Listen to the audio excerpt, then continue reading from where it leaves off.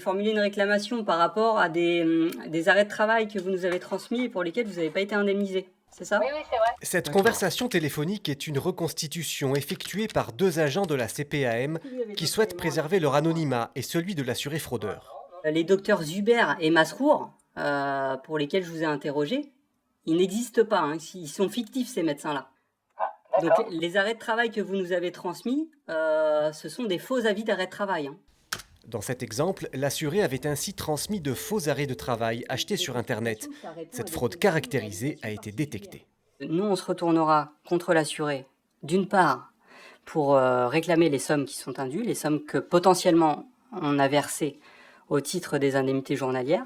Et au-delà de ça, on pourra aussi engager une action contre lui, de pénalité financière, et qui peut aller jusqu'à 300% du préjudice subi par la caisse primaire. Les fraudeurs se trouvent parmi les assurés, mais également parmi les professionnels de santé comme des médecins ou des infirmiers, qui peuvent détourner d'importantes sommes grâce à des prestations fictives ou surfacturées.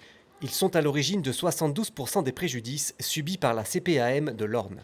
Et comme on les détecte, généralement c'est parce que nous avons des signalements en termes de facturation, d'atypie, et ensuite il faut faire un travail de fond, d'analyse. C'est pour ça qu'on travaille de concert notamment avec les forces de police, puisqu'elles ont des pouvoirs particuliers qui nous permettent d'aller plus loin que la simple anomalie de facturation.